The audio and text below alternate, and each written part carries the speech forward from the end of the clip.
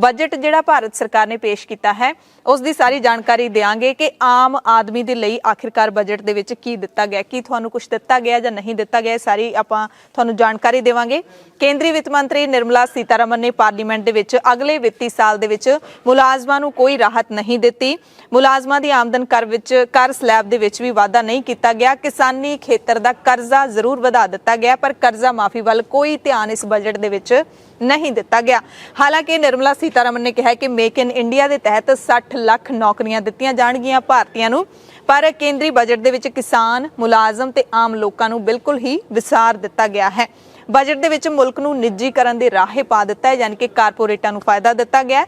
रोजगार दे बंदोबस्त नूं एक तरह की लोड़ नहीं समझा गया, ना ही मनरेगा बारे कोई महत्वपूर्ण फैसला लिया गया। एक हाँ पक्की गल यह है कि नवीं पेंशन स्कीम दे विच इंपलॉयर दा हिस्सा 10 तो वधा के 14% कर दिता गया। सूबिਆਂ ਦੀ ਵਿੱਤੀ सहायता ਦੇ ਵਿੱਚ मामूली वाधा जरूर किया गया। वित्त मंत्री ਦੇ ਵੱਲੋਂ 39 ਕਰੋੜ 45 ਲੱਖ ਕਰੋੜ ਦੇ पेश किए गए बजट दे विच पंजाब बिल्कुल मनफी रहा है। पंजाब दे लई कोई खास ऐलान नहीं किया गया। हालांकि चोणां नूं देखदिआं होइआं वड्डे ऐलानां दी आस जरूर की जा रही सी, पर बीजेपी सरकार ने अजिहा कोई ऐलान नहीं किया। कुल घरेलू उत्पाद दे 6.4% घाटे वाले बजट दे विच सब तो अहम सिक्ख्या ते सेहत दा खेतर भी हर बार की तरह भुला दिता गया। हालांकि वित्त मंत्री निर्मला सीतारमन ने दावा किया है कि रखिया बजट का 50% हिस्सा रिसर्च के उत्ते, खोज के उत्ते खर्च किया जाएगा। इस दे नाल ही मानसिक सेहत के लिए भी स्कीमां लिआंदियां जाणगियां। वित्त मंत्री ने कहा कि टैक्स सिस्टम नूं होर सौखा बनाया जाऊगा। आम बजट पेश करन तो पहला केंद्रीय वित्त मंत्री निर्मला सीतारमन ते उन्हां दी टीम ने राष्ट्रपति रामनाथ कोविंद दे नाल मुलाकात की सी। अगे तुहानूं होर विस्तार दे विच थोड़ी जानकारी देवांगे, पर तुहानूं दस दिआं कि सस्ता की कुछ होया। हीरिਆਂ ਦੇ गहणे ते कस्टम ड्यूटी घटा दी गई है, यानी कि अमीरां नूं फायदा, क्योंकि हीरिਆਂ ਦੇ गहणे अमीर ही खरीद सकते हैं। आम बंदे दा हीरिਆਂ ਦੇ नाल कोई वाह वास्ता नहीं हुंदा। छतरियां दी दरामद दे उत्ते ड्यूटी 20% वधाई गई है। विदेश तो आने वाली मशीनरी सस्ती होवेगी। खेती दे संद भी सस्ते होणगे। कपड़े ते चमड़े दीयां चीज़ां भी कुछ सस्तियां होणगियां। किसानां नूं डिजिटल सहूलतां कहंदे दित्तियां जाणगियां। 100 नਵੇਂ कार्गो टर्मिनल बनणगे। प्रधानमंत्री नरेंद्र मोदी ने कहंदे किसानां दे नाल जिहड़ा वादा कीता सी उहदे मुताबिक MSP दे लई 237 लाख करोड़ रुपये राखवें रखे गए ने। कुदरती खेती नूं उत्साहित किया जाऊगा।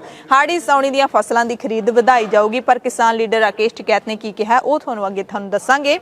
2022-23 विच ई चिप वाले पासपोर्ट मिलणगे। 2022-23 दे विच रिजर्व बैंक डिजिटल रुपया जारी करेगा, यानी कि क्रिप्टो करंसी, ऑनलाइन करंसी भी इत्थे शुरू हो जाएगी।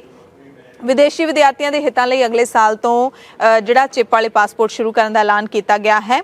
डिजिटल यूनीवर्सिटी बनेगी। हर स्कूल नूं टीवी दिते जाणगे। प्रधानमंत्री ई विद्या नूं 12 चैनलों तो वधा के 200 चैनलों तक कर देणगे। 2 लाख आंगणवाड़ियां दा विकास भी किया जाएगा। मुख्यमंत्री आवास योजना दे लई 80,000 करोड़ रुपये रखे गए ने। मुल्क के 5 वड्डे दरियावां नूं जोड़न दे लई सरकार काम करेगी। गंगा नदी के किनारे 5 किलोमीटर का कॉरीडोर बनाया जाएगा। अगले 3 सालों दे विच 400 नवीं रेल गड्डियां शुरू कीतियां जाणगियां। औरतां ते बच्चों लई 3 नवीं स्कीमां लिआंदियां जाणगियां। 60 लाख नवीं नौकरियां दा प्रबंध होगा, जिहड़ा असीं तुहानूं पहिलां भी दस्सिया। सरकार कोल 30 लाख वाधू नौकरियां देण दी समर्था है। ये बयान तुहानूं किहो जिहा लग्गिया, ये ऐलान किहो जिहा लग्गिया, जरूर तुहानूं सानूं कमेंट करके दस्सिओ। 75 ਜ਼ਿਲ੍ਹਿਆਂ ਦੇ ਵਿੱਚ डिजिटल बैंकिंग यूनिट ने ਜਿਹੜੇ ਉਹ ਖੋਲੇ ਜਾਣਗੇ। टैक्स ਨੂੰ ਲੈ ਕੇ ਕੀ ਐਲਾਨ ਕੀਤੇ ਗਏ ਨੇ ਉਹ ਵੀ ਦੱਸ ਦਿੰਦੇ ਆ। इनकम टैक्स स्लैब ਦੇ ਵਿੱਚ कोई बदलाव नहीं किया गया। क्रिप्टो करंसी की कमाई ते 30% टैक्स लगूगा। बीबियां दे लई बजट दे विच की खास रखा गया है, क्योंकि सरकार ने कहा है कि बीबियां ते बच्चियां दे लई असीं 3 नवीं स्कीमां लैके आवांगे।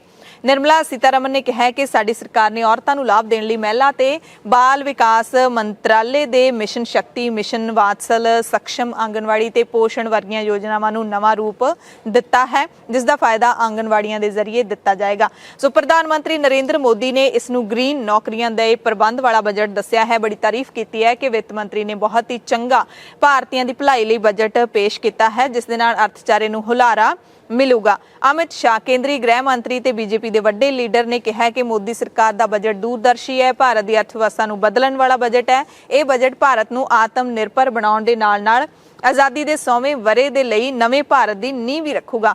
ਬੀਜੇਪੀ ਦੇ ਇੱਕ ਹੋਰ ਲੀਡਰ ਰਵਿਸ਼ੰਕਰ ਪ੍ਰਸਾਦ, ਕਿਉਂਕਿ ਬੀਜੇਪੀ ਦੇ ਸਾਰੇ ਲੀਡਰਾਂ ਨੇ ਇਹਦੀ ਤਾਰੀਫ ਹੀ ਕਰਨੀ ਹੈ, ਵਿਰੋਧੀ ਧਿਰਾਂ ਨੇ ਕੀ ਕਿਹਾ ਉਹ ਵੀ ਤੁਹਾਨੂੰ ਦੱਸਾਂਗੇ। ਰਵਿਸ਼ੰਕਰ ਪ੍ਰਸਾਦ ਨੇ ਕਿਹਾ ਕਿ ਵਿੱਤੀ ਮੋਰਚੇ ਦੇ ਹਿਸਾਬ ਨਾਲ ਇਹ ਆਮ ਆਦਮੀ ਦਾ ਬਜਟ ਹੈ, ਪਰ ਜਿੰਨੀਆਂ ਵੀ ਆਪਾਂ ਗੱਲਾਂ ਕੀਤੀਆਂ ਨੇ ਆਮ ਆਦਮੀ ਦੇ ਲਈ ਕੁਝ ਖਾਸ ਨਹੀਂ ਹੈ। ਉਹ ਕਹਿੰਦੇ ਕਿ ਦੇਸ਼ ਦੀ ਤਰੱਕੀ ਦੇ ਲਈ ਇੱਕ ਰੋਡ ਮੈਪ ਹੈ।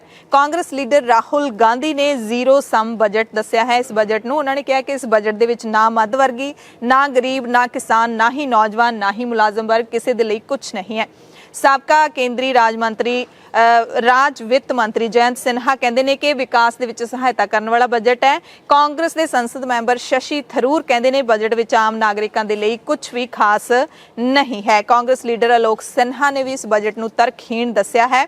ਹੁਣ ਅਸੀਂ ਅਰਥ ਸ਼ਾਸਤਰੀ ਦੀ ਗੱਲ ਕਰ ਲੈਂਦੇ ਹਾਂ। ਉੱਘੇ ਅਰਥ ਸ਼ਾਸਤਰੀ ਅਤੇ ਕ੍ਰਿਡ ਦੇ ਡਾਇਰੈਕਟਰ RS ਘੁੰਮਣ, ਉਹ ਕਹਿੰਦੇ ਨੇ ਕਿ ਬਜਟ ਵਿੱਚ ਲੋਕਾਂ ਦੇ ਪੱਖੀ ਐਲਾਨ ਘੱਟ ਨੇ, ਨਵੀਆਂ ਜਿਹੜੀਆਂ ਉਦਾਰਵਾਦੀ ਨੀਤੀਆਂ ਨੇ ਉਹਨਾਂ ਨੂੰ ਹੁਲਾਰੇ ਦੇਣ ਵਾਲੇ ਐਲਾਨ ਜ਼ਿਆਦਾ ਨੇ। ਕਾਰਪੋਰੇਟ ਜਗਤ ਤੇ ਨਿੱਜੀ ਜਗਤ ਨੂੰ ਹੁਲਾਰਾ ਦੇਣ ਵਾਲਾ ਬਜਟ ਹੈ। ਬਜਟ ਵਿੱਚ ਸਿੱਖਿਆ 'ਚ ਕਿੰਨਾ ਪੈਸਾ ਵਧੇਗਾ ਉਹਦਾ ਕੋਈ ਜ਼ਿਕਰ ਹੀ ਨਹੀਂ ਹੈ। ਆਮ ਆਦਮੀ ਨੂੰ ਆਮਦਨ ਕਰ ਟੈਕਸ ਦੇ ਵਿੱਚ ਕੋਈ ਰਾਹਤ ਨਹੀਂ ਦਿੱਤੀ ਗਈ ਹੈ। ਖੇਤੀ ਸੈਕਟਰ ਰੁਜ਼ਗਾਰ ਘਟ ਰਿਹਾ ਹੈ, ਉਸ ਬਾਰੇ ਕੋਈ ਗੱਲ ਨਹੀਂ ਕੀਤੀ ਗਈ। 6% ਦੀ ਬੇਰੁਜ਼ਗਾਰ 2018-19 ਦੇ ਵਿੱਚ ਸੀ ਤੇ ਪੰਜਾਬ ਦੇ ਵਿੱਚ 8% ਸੀ। ਗਰੀਬੀ ਵਿੱਚੋਂ ਕੱਢਣ ਦੇ ਲਈ ਕੋਈ ਵੀ ਠੋਸ ਐਲਾਨ ਨਹੀਂ ਕੀਤਾ ਗਿਆ ਜਿਹੜਾ ਕਿ ਕੀਤਾ ਜਾਣਾ ਚਾਹੀਦਾ ਸੀ। ਅਮੀਰਾਂ ਤੇ ਟੈਕਸ ਲਾਇਆ ਜਾਣਾ ਚਾਹੀਦਾ ਸੀ, ਪਰ ਕਾਰਪੋਰੇਟ ਟੈਕਸ ਨੂੰ ਸਗੋਂ ਹੋਰ ਘਟਾ ਦਿੱਤਾ ਗਿਆ। ਪਹਿਲਾਂ ਬਜਟ ਵਿੱਚ ਸੂਬਿਆਂ ਲਈ ਖਾਸ ਐਲਾਨ ਹੁੰਦੇ ਸੀ, ਪਰ ਇਸ ਵਾਰ ਕੋਈ ਐਲਾਨ ਨਹੀਂ ਹੈ। ਇਹ ਹੋ ਸਕਦਾ ਹੈ ਕਿ ਵਿਧਾਨ ਸਭਾ ਚੋਣਾਂ ਕਰਕੇ ਹੋਵੇ। ਕਿਸਾਨ ਲੀਡਰ ਕੀ ਕਹਿੰਦੇ ਨੇ? ਕਿਸਾਨ ਲੀਡਰ ਰਾਕੇਸ਼ ਟਿਕੈਤ ਨੇ ਕਿਹਾ ਹੈ ਕਿ ਕਿਸਾਨਾਂ ਨੂੰ ਬਜਟ 2022 ਦੇ ਵਿੱਚ ਸਰਕਾਰ ਨੇ ਵੱਡਾ ਧੋਖਾ ਦਿੱਤਾ ਹੈ।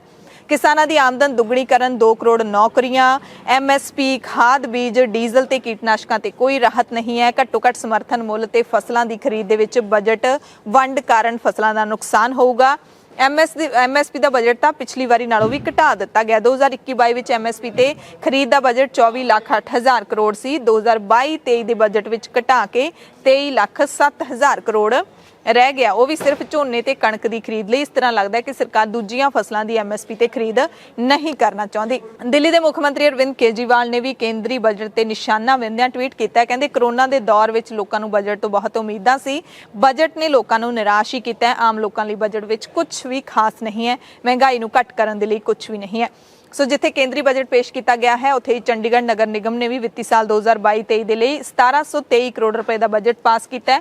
ਅੰਤਿਮ ਪ੍ਰਵਾਨਗੀ ਦੇ ਲਈ ਪ੍ਰਸ਼ਾਸਨ ਨੂੰ ਭੇਜਿਆ ਜਾਊਗਾ।